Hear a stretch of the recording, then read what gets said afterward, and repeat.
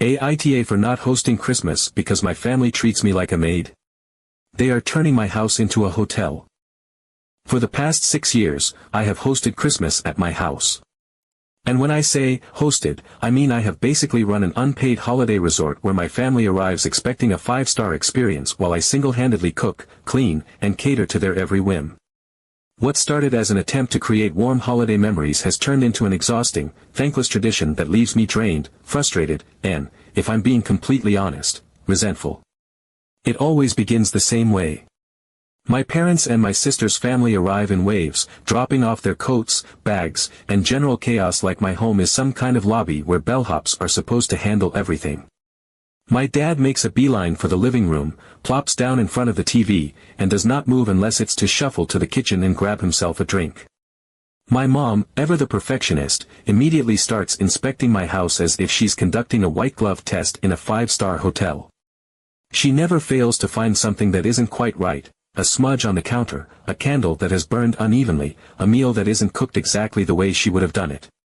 My sister, who insists she is so grateful that I take on the burden of hosting, treats my home like an all-inclusive resort. She barely lifts a finger and lets her children run absolutely wild.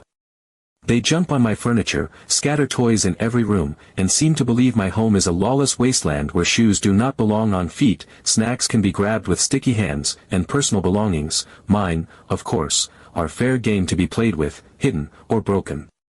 The worst part is that despite all this, I am expected to keep the Christmas magic alive. I am the one sweating in the kitchen, preparing a feast that will be devoured in minutes with little more than a passing, "This is good," before everyone moves on. I am the one making sure there are clean towels for showers, that the guest beds are made, that there is coffee in the morning and wine in the evening. I am the one cleaning up the disaster zone that appears out of nowhere, wrapping paper strewn across the floor, dishes piled high in the sink, my once organized fridge raided by people who apparently believe my leftovers exist for their taking. Last year was my breaking point. My sister, in her usual entitled fashion, decided that sharing is caring applied to food that wasn't hers. Without asking, she packed up a massive portion of leftovers, including the cheesecake I had specifically made for my husband's birthday the next day. When I finally saw what she had done, I snapped. I wasn't even subtle about it. I asked, no, demanded, help with cleaning up the mess they had all left behind, because I was sick and tired of being treated like a maid. My mother sighed in that dramatic, woe-is-me way she does and said, well, that's what happens when you choose to be the host. That sentence echoed in my head for months. When you choose to be the host. As if this was some grand privilege that I had bestowed upon myself. As if I had not, year after year, bent over backward to make Christmas special for them while they contributed nothing but stress and destruction. It was in that moment that I decided, would not be hosting again. I was done. This year, when the topic of Christmas came up, I told them plainly, I'm not hosting this year. I wasn't rude about it. I even offered solutions. I suggested we rotate hosting duties so that someone else could take on the responsibility. If that wasn't an option, we could all pitch in and book a nice dinner somewhere, enjoy a meal together without the stress of one person carrying the entire weight of the holiday. You would have thought I had just declared Christmas itself was cancelled. My mother immediately called me selfish, saying I was ruining the holiday tradition. My sister, ever the martyr, dramatically lamented that she can't possibly host because her apartment is too small. I pointed out that I had never once heard her offer to help when I was hosting, so surely she could at least try. She refused. My father, in his usual passive way, muttered something about how Christmas won't be the same if we didn't all gather at my house like we always did. And now, apparently, I am the villain of the family. The group chat has become a passive-aggressive war zone, with my mother sending guilt-tripping messages about how she just doesn't understand what has changed. My sister sent a pointed text about how some people don't value family enough to make sacrifices, conveniently ignoring the fact that I have been the one making all the sacrifices for 6 years. Even my dad, who usually doesn't engage, chimed in about how it's just easier at my house. Yes, of course it's easier. For them. But for me? It has been years of exhaustion, of biting my tongue, of doing all the work with none of the appreciation. I refuse to be guilt-tripped into spending another holiday miserable while they treat my home like a free hotel. If they want to celebrate together, they can figure it out. I am done. So, tell me, am I the asshole for finally putting my foot down? Update 1.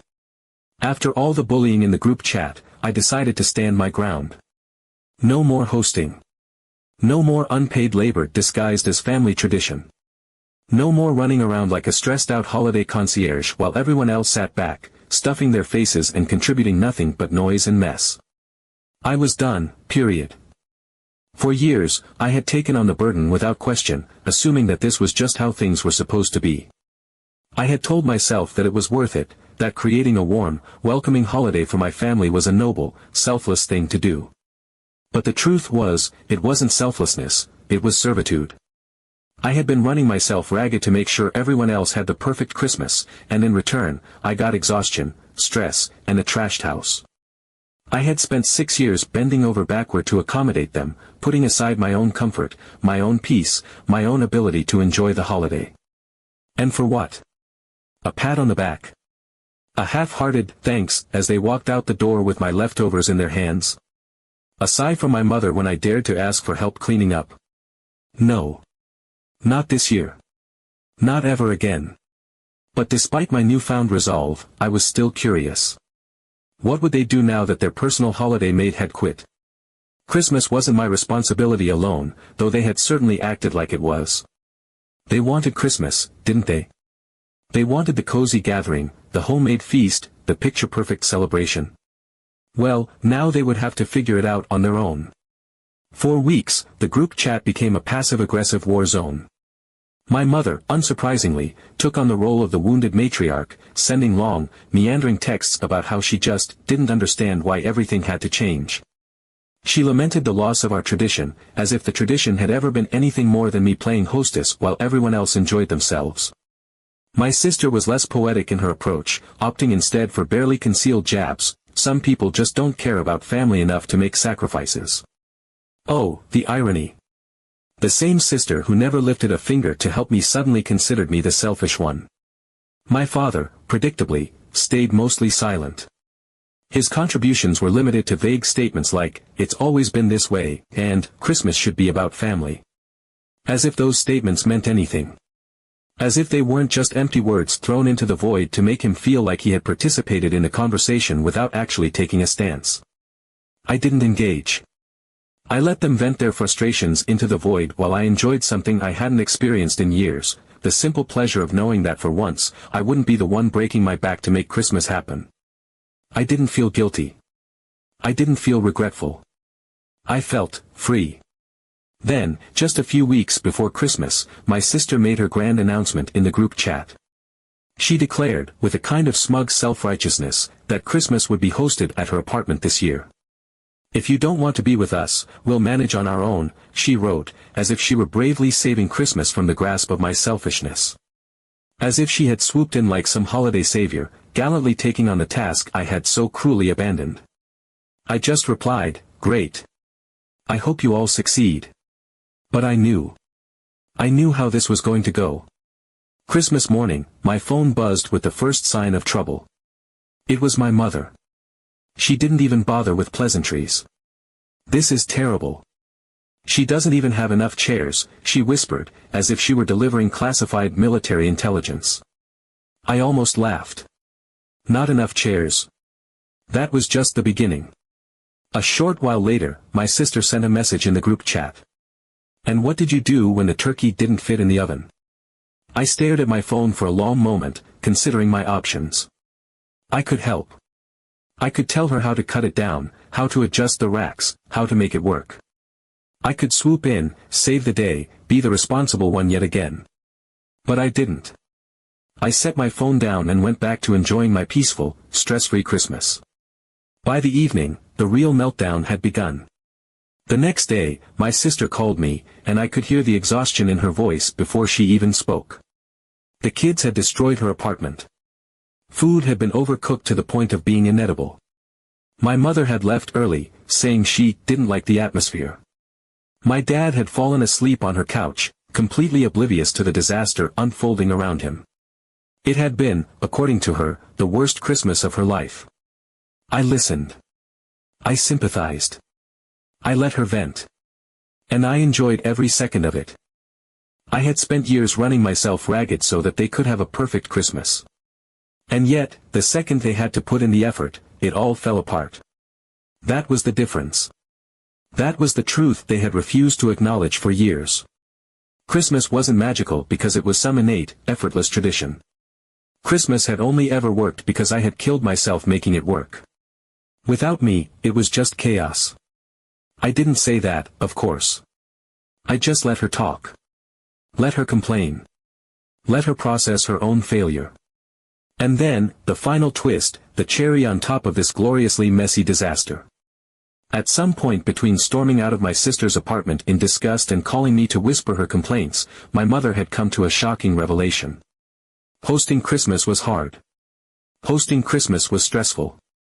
Hosting Christmas, it turned out, was actually a lot of work. And maybe, just maybe, it wasn't worth the effort. So now, suddenly, she had a new idea. Maybe it was too much to celebrate at home. Maybe a restaurant would be better next year. I just smiled and wished them luck. Update 2. The following year, it seemed obvious that a restaurant would be the best solution. After the catastrophe that unfolded at my sister's apartment the previous Christmas, it was clear that no one in my family had the energy, patience, or skill to host a holiday celebration without turning it into a complete disaster. I had assumed, naively, perhaps, that they had learned their lesson. That they had finally understood what I had been trying to say for years. That hosting was exhausting, that it required an incredible amount of preparation, and that it was not some magical event that simply happened without effort. But as Christmas approached, the group chat had been suspiciously quiet. No discussions of reservations. No confirmations about where we'd be going. And then, a few weeks before the holiday, my mother suddenly declared that celebrating at home was still warmer, and that it only made sense to bring the tradition back to where it had always belonged, my house. It was not framed as a suggestion, nor a request. It was stated as a simple fact, as though last year's fiasco had never happened, as though the meltdown at my sister's apartment had simply been an unfortunate, isolated incident and not a direct result of their own inability to function without someone else doing all the work. My sister immediately supported the idea, saying that my house was more comfortable, that there was more space, that it just made sense. The group chat soon became a chorus of predictable arguments, how family traditions should be honored, how Christmas had always been special at my place, how everything used to be so wonderful before I had decided to change things. Not a word about how exhausting it had been for me. Not a single mention of the years I had spent cleaning, cooking, planning, and hosting. No acknowledgement of the stress, the frustration, the sheer amount of effort it had taken to create the illusion of a perfect, effortless holiday. As if I had never struggled. As if I had never once said how much it drained me. As if it had been easy all along. I realized then that they had never truly understood. That they had not, in fact, learned any lesson at all. The only thing they had learned from last year was that they didn't like being responsible for Christmas. And now, rather than finding a solution that worked for everyone, they were simply trying to shift the burden back onto me. But this time, I had no intention of bending. Fine. They wanted to have Christmas at my house. Then we would do things differently. This time, there would be no decorations, no perfectly arranged festive table, no carefully planned menu. There would be no warm glow of candlelight, no scent of mulled wine filling the air, no neatly wrapped gifts waiting under a tree. The house would remain exactly as it was on any other day. No effort. No preparation. No pretense. If they wanted Christmas at my house so badly, then they could see exactly what it meant to host a holiday without the silent, invisible work of the person who had always made it happen. On Christmas Day, the first wave of guests arrived, expecting the usual warmth, the familiar holiday charm. Instead, they walked into a house that looked no different than it had on any other day of the year. The absence of decorations was the first thing they noticed. No garlands, no festive centerpieces, no twinkling lights. Just my living room, my kitchen, my dining table, bare and unremarkable. At first, they tried to act like nothing was wrong, as if it wasn't strange that the house wasn't dressed in its usual holiday attire. But then, the real horror began to dawn on them. There was no smell of cooking in the air. No bubbling pots on the stove. No trays of appetizers waiting to be served. The kitchen was silent. The oven was cold. There was no food on the table. Panic began to set in almost immediately. They had expected to walk into the comforting embrace of a home that had already been transformed for them. They had expected the table to be set, the wine to be poured, the food to be ready. They had expected the same effortless magic that they had always enjoyed. And now, standing there in my undecorated house, faced with an empty kitchen and a bare table, they realized for the first time that none of it had ever been effortless at all. At first, they tried to hide their disappointment. There was a brief, awkward attempt at pretending everything was fine. But gradually, as the minutes stretched on and it became increasingly clear that nothing had been prepared, the mood began to shift. Someone, probably my mother, made a passive-aggressive remark about how different everything felt this year. My sister, still clinging to the hope that things would somehow fix themselves, suggested that we just get started, as if the food would magically appear if they simply sat down. And then came the realization that nothing had been planned. There was no menu. No meal. No carefully organized schedule. The traditional Christmas dinner, the one they had always taken for granted, had never existed on its own. I had made it happen. And this time, I had chosen not to. What followed was nothing short of chaotic. There was a frantic scramble to come up with a solution. At first, there was talk of cooking something simple, but of course, no one had thought to bring ingredients. Then, in a desperate bid to salvage the evening, someone suggested ordering delivery. But, as they quickly discovered, Christmas Day was not exactly the best time to rely on last-minute takeout. Most places were closed or had long wait times. And so, for the first time in years, they were forced to do what they had never done before: they had to figure it out themselves. Plates were pulled from cupboards. Responsibilities were divided. Someone tried to put together a makeshift meal from whatever could be scrounged up. There was no coordination, no plan, just a haphazard attempt to salvage what had already been lost. The result was a dinner that was nothing like the lavish, carefully prepared feasts they had grown accustomed to. Instead of a beautifully roasted turkey, they had whatever they could throw together at the last minute. Instead of a festive, decorated table, they had clutter and mismatched plates. Instead of a smoothly flowing evening, they had stress, frustration, and the dawning realization that hosting was work. The atmosphere was nothing like it had been in previous years. The illusion of effortless holiday magic had been shattered. The warm, welcoming Christmas they had always taken for granted had never existed on its own. I had been the one who created it, and without my silent labor, without my time and effort, without the planning and execution that I had poured into every previous year, the holiday was nothing more than a group of people sitting in a house, trying and failing to recreate what they had never appreciated in the first place. When everyone finally left, they didn't just leave behind scattered dishes and an untidy house. They left behind something else, something far heavier. The silence that followed their departure was not just the absence of voices or movement. It was the silence of realization. The silence of understanding. The silence of an unspoken admission of defeat. And in that silence, one thing became clear: next year, no one would dare to repeat this adventure again. Update 3. After all the past trials, it became clear that my family simply could not organize Christmas the way they had grown used to. They were perfectly capable of throwing together a last-minute, chaotic mess of a gathering, but when it came to recreating the holiday experience they had always taken for granted, the warm, beautifully decorated home, the meticulously planned meals, the effortless flow of the evening, they simply didn't have it in them. Last year had proven that beyond a doubt.